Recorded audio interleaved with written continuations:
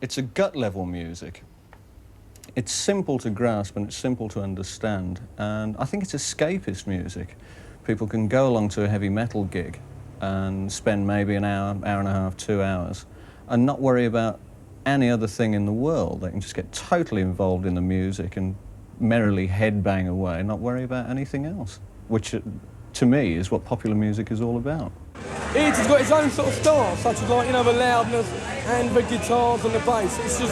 It's just amazing, you know? It's like if you play an instrument, yeah, and you play it, and you think, yeah, it sounds okay, you know? And then you put some volume behind it, and it sounds better. Then you put excessive volume behind it, it sounds crazy, you know, great. When you listen to that, you know, it really freaks you out, you know, I mean, really enjoy it and forget about the rest of your troubles and that. For a start, you got the best music in my opinion. Without a doubt, you got the best good birds. I mean, look at Riverside, perfect, isn't it? The best quote I ever heard about heavy metal was, someone said it was larger-than-life music played by larger-than-life people. Motorhead are a classic example of a heavy metal band. I mean, they slogged away for years and years and years. They've always remained extremely close to their fans, and their music is hard-driving, it's simple, straightforward, and it's aggressive. I think Lemmy told me once that he didn't know how to play a song slowly. He said every time they got anywhere near a ballad, by the time they played it 3 times, it was going at 700 miles an hour anyway, so they might as well go for it. Now, Lemmy, heavy metal music, you once described it as music that your mother shouldn't like. Now, is it really that nasty? Well, she pretends to like it, you know. They come to gigs and they always leave before the gig actually starts. Got to get the last bus home, you know. I mean, what does she think of you being involved in it all? Oh, she's quite relieved to see me with a job, you know. You've been around quite a time now, if you don't mind me saying. I mean, one thinks of Hawkwind and things. I mean, now, heavy metal itself, has it changed throughout the years or what? Oh, yeah, I guess it has. I mean, in the old days it wasn't called heavy metal, it was called heavy rock, you know. So what is the difference? I think there's more young guys now, and the other bands were all made up of people out of bands like Deep Purple, for instance, was made up out of Episode 6 and another band, right, who sort of amalgamated.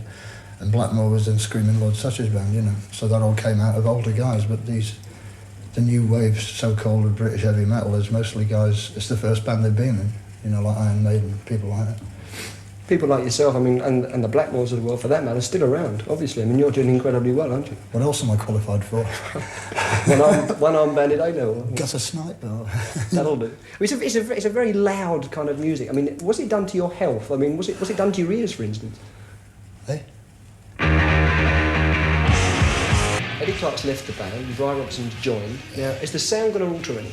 Or is it just going to be the same Motorhead that we all know and love? Oh, that was a bit... No, I like Motorhead. Stop grovelling, child.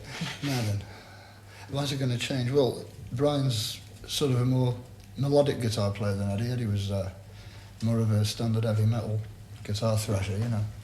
Whereas Brian keeps writing ballads and things in his spare time. It's difficult. But it's going to be the same sound because me and Phil are still at the back, you know, doing the same thing. It's just that on the top of it there'll be a bit more curly icing rather than just the spread variety. You know. It's an intriguing thought, Motorhead doing a ballad. Mm. Yeah, we tried before. Was it a very hard, fast ballad? Well, I always keep going, should be a bit faster than that, you know. So we end up going 200 miles an hour. Here's a slow one, boys and girls. You know. OK, in one word, sum up heavy metal for us. Noise.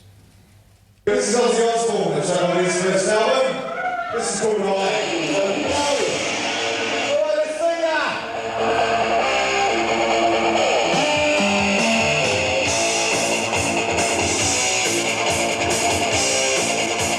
The typical heavy metal fan, I guess, would be, well, he'd be wearing black, of course, because it's a very flattering colour. Yes.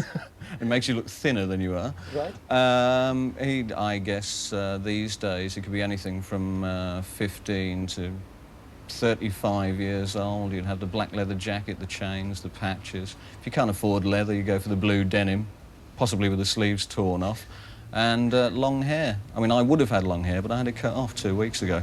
It's really bugs me. A lot of people think that you have to have long hair just like that heavy metal. and that you've got to wear denim, and that you've got to be scruffy. Now, I'm not scruffy, I've got long hair, and I don't wear denim. So, you know, why the hell?